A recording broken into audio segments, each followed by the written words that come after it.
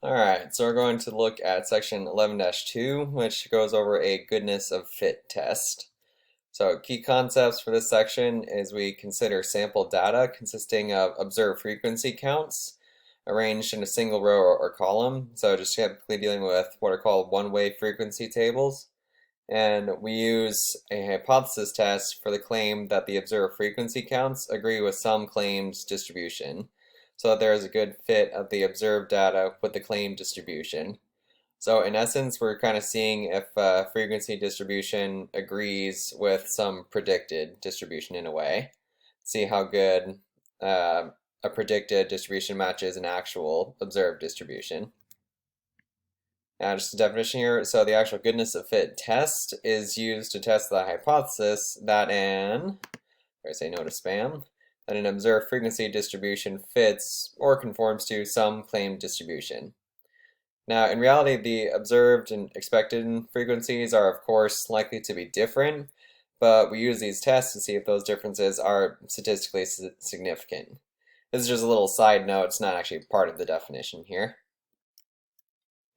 Now, some notation we use in goodness of fit tests is a capital O typically represents our observed frequencies for any outcomes from the sample data.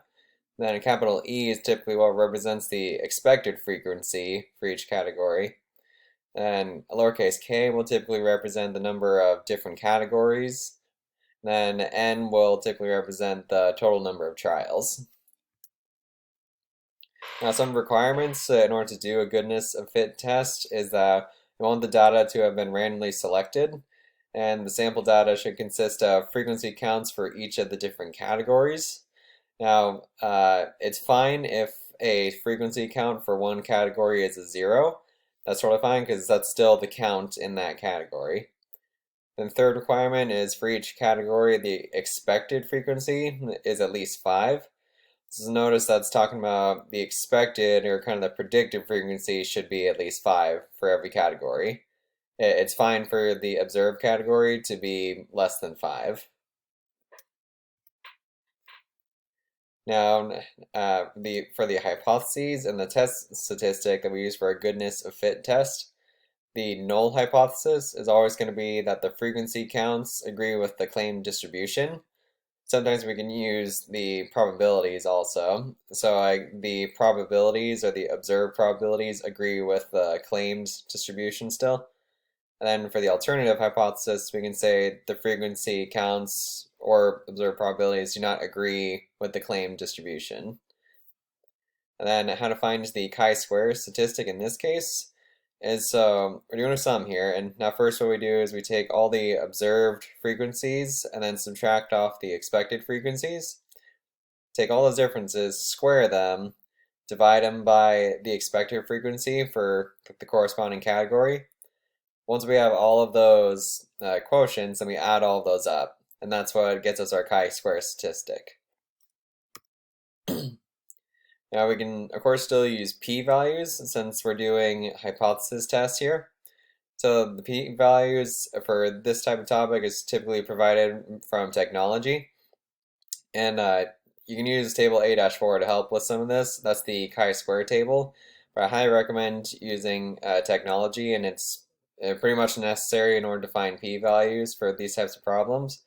Now, I recommend using Google Sheets. It has some good formulas, which I'll make a separate video for how to use those.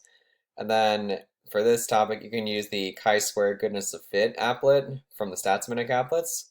So I'll show you where to find that. Just kind of navigating through our course again. Onto pages, view all pages, YouTube and other tools. And then down here at the bottom, this is where you can still find the chi-square table, or the chi-square distribution. It's under this section here. I can also click on Statsminute applets there. Once it loads up, the applet I want, again, is just the chi-square goodness of fit. So it's under this traditional inference section. Once I'm in there, then I can just type in what my categories are, and then the frequencies for each category. And I can add rows as I need to if I need more categories and such. All right, and then as for the critical values, that's where we're going to use the chi-square table. And so we can find our critical values based on using k minus 1 for degrees of freedom. And keep in mind, k is the number of different categories, not the sample size this time. And our goodness of fit tests are always going to be right-tailed. So when I look at the chi-square table, that typically just means I'm going to always be looking under these columns here, and depending on what the degrees of freedom is, from k minus 1. Now, if all the expected frequencies are assumed equal, say assume frequencies for flipping a coin or something like that, say no to spam, goodness, then we can say the expected frequencies are always going to equal, so the total number of trials divided by the number of categories. And then if all the expected frequencies are assumed not to be equal, then we say the expected frequency is equal to the total times each corresponding probability for each individual category. And you'll see what that looks like with two examples in a bit here. Now, you don't need to worry about this wording too much, but just some where you can just kind of think about for goodness fit tests is like a close agreement would mean after you do a test, then that would mean that you'd be getting a small value of a chi-squared and a large p-value, just kind of indicating there's close agreement between the observed and expected frequencies. If you have a large disagreement between those observed and expected frequencies, then you'd have a large chi-square and a small p-value.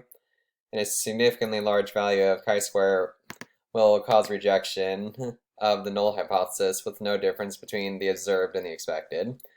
So that's just other things you can think about for goodness of fit tests, but ultimately just remember low p-value rejects the null hypothesis. Then here's just a little chart kind of showing some of the same stuff. If the observed and the expected are close, so they're a good fit, you're going to end up failing to reject the null hypothesis because there's going to be a larger p-value. Then if the observed and the expected are far apart, so there's not a very good fit, you're going to expect a small p-value and reject that null hypothesis. Since the null hypothesis is always going to be that there is a good fit. Alright, so now to start one example here. So we're supposing a random sample of 100 weights of Californians is obtained, and the last digit of those weights are summarized on the next slide. Now, just a little side note, it's important to make sure you actually measure the weights, because reporting weights can give you inaccurate results. And so we're going to analyze the last digit of all those weights that were measured, and to verify that the weights were actually measured, since reported weights tend to be rounded to something ending with a 0 or a 5. But ultimately, we're going to test the claim that the sample is from a population of weights in which the last digits do not occur with the same frequency. And right, this example here is a similar context to one that is in your textbook, but the numbers are just a bit different.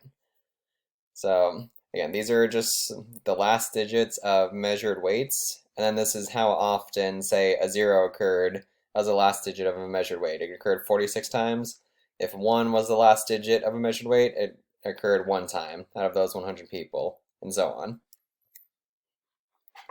So just go through a little requirement check. The data came from randomly selected subjects, all good there.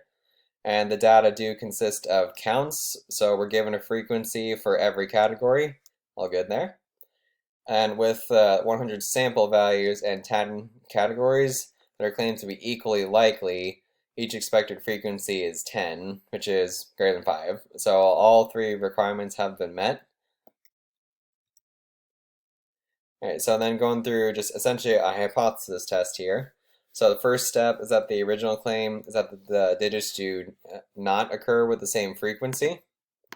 And that is at least one of the probabilities P of 0 as the last digit, P of 1 as the last digit, and so on are different from the others. And so if that original claim is false, so kind of the opposite of that claim, we'd be saying all those probabilities are equal. Now when we, for step 3, actually make the null and alternative hypothesis, the null hypothesis should still always have some form of equals in it. Now, when you do these kinds of problems, you can type it out in mathematical notation like this, or you could just say it in words, just saying all the probabilities are equal. Either way is fine. And then for the alternative hypothesis, notice just said in words here, at least one of the probabilities is different. For step 4, a significance level wasn't specified, so we can just safely assume alpha will be 0.05 for the significance level, since that's one of the more common ones. And step 5, since we're using the goodness of fit test, we're going to use the chi-square distribution. So all goodness of fit tests are going to use that chi-square distribution. All right, now for step 6, we're calculating our test statistic, and then we'll find a p-value. Now, this table kind of helps organize how you can find the test statistic here, which all these steps you can do in Google Sheets as well if you want to do it that way, which again, I'll show you that in a separate video. And so we just take all of our observed frequencies, all of our expected frequencies, which since there are 10 categories for the 10 digits, and out of the total 100, we expect these last digits to probably just show up about the same amount of times. So 1/10 out of 100, 10 times. That's why all these expected frequencies are 10. Then we just take all those differences, so 46 minus 10, 36, 1 minus 10, -9, and so on. Take all those differences, square them. Now that we have all those differences squared, then we divide those by the expected frequency again. So 1,296 divided by 10, and so it gets us at 129.6. Repeat that for all the rest of these. Now once we have all of those quotients there, we add all of those up to get 212.8, and that is our test statistic. And so the test statistic again is 212.8. Now the critical value, which you can find from the chi-square table, using, again, for degrees of freedom, we're using k minus 1 degrees of freedom this time. And k still stands for the number of categories, so there's 10 categories in here. So we're using 9 as the degrees of freedom, not the total sample size minus 1, 9. So when I actually look at the table, I'm looking under this 0.05 column since we're using a significance level of 0.05. And then I get degrees of freedom for 9, so I'm looking where those two meet up. And I see my critical value is 16.919. And then, so we can figure out what our conclusion will be based on a p-value, which we'll use technology to find, or we can use that critical value method, since the critical value is 16.919. If our test statistic is ever bigger than that critical value, then we reject an H0. And so 212.8 is much bigger than 16.919, so that's enough to tell us that we're going to reject H0. And so another way we can find that with the p-value is using those StatsMetric applets I mentioned earlier. So here's where you can start typing everything in. To save time, I just pulled up a different tab where I typed in that data already. And just title it last digits for measured weights, all the categories were that last digit, all those frequencies. I just click begin analysis. Don't really need anything from the bar charts and such just yet. So when I come down here to where I'm going to test with all the expected counts, and luckily in this case all the expected counts are 10, so I'm just going to type 10 in for all of those.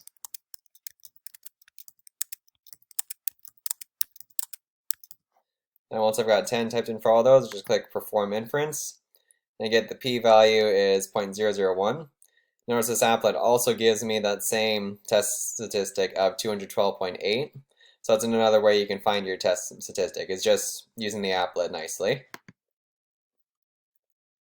And so again, just either way, I'll know to reject the null hypothesis, since either the p-value is small or the test statistic didn't fall in the critical region.